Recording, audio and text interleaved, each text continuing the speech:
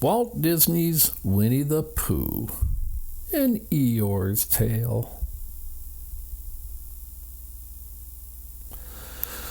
Poor Eeyore was tired of his tail. It seemed that whenever he did the least little thing, it fell right off. Just today, it had come loose as he trotted over to Rabbit's house. This time Eeyore decided enough was enough. He left his tail in the grass. Tigger didn't think an Eeyore without a tail was such a good idea. "How will you know your back from your front?" he asked. "I hadn't thought of that," said Eeyore. "But how can I find my tail again?" "Have no fear," Tigger replied. "Private Eye Tigger is here." In the meantime, Rabbit had found Eeyore's tail lying on the ground. He had painted a little face on it and used it as a worm wrangler. "Hi, Rabbit. What's that?" asked Pooh, pointing to the tail. "Oh, nothing," said Rabbit. "Nothing at all." He left the worm wrangler lying on the ground. Pooh said to himself. "There's no sense letting whatever this is go to waste. Maybe I can use it for something." So he picked up Eeyore's tail and went on his way. By now, Private Eye Tigger was hot on the tail's trail, and he was ready to question his first suspect. "When was the last time you saw Eeyore's tail?" demanded Tigger, bouncing into Rabbit's house. I don't know anything about it," answered Rabbit. "But Pooh just left, and now my worm wrangler is missing." "Ha!" said Private Eye Tigger, bouncing away. Meanwhile, Pooh was out in the woods using the tail to tickle some bees out of their hive. While the bees giggled, Pooh scooped out several pawfuls of honey. The trouble was, Pooh was having so much fun eating that he forgot to keep tickling. The angry bees chased him until he tripped and caught his head in his honey jar.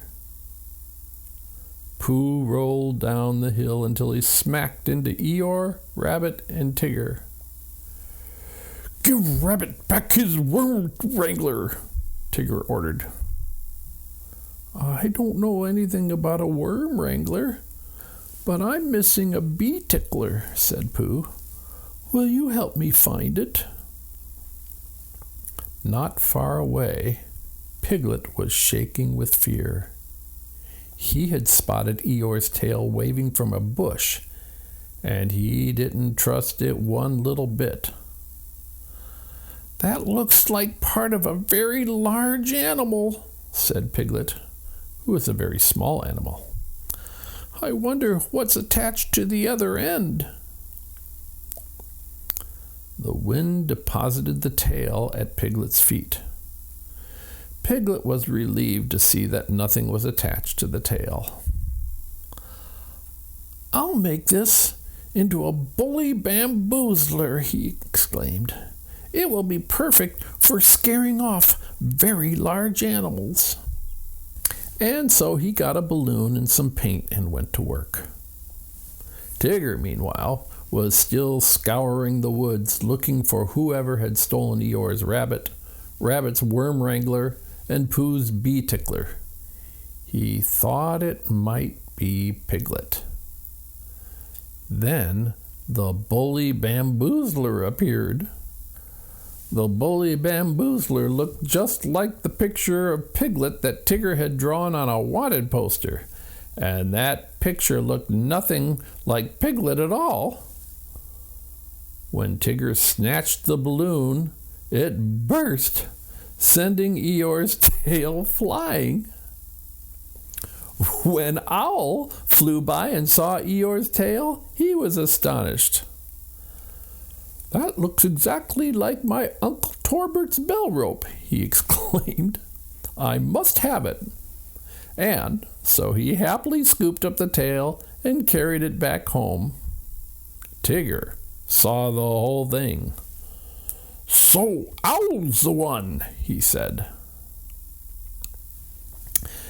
Tigger bounced up to Owl's door, pulled off the bell rope, and marched inside. "What have we here?" he asked Owl, tossing the evidence on the chair. "Ouch!"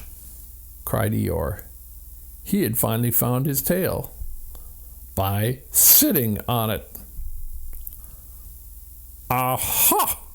said Tigger as he held up Eeyore's tail for all to see. "My worm wrangler," said Rabbit. "My bee tickler," said Pooh. "My bully bamboozler," said Piglet. "Uncle Torbert's bell rope," said Owl. "My tail," said Eeyore. Tigger pinned the tail back on Eeyore. "Another case solved," he said proudly.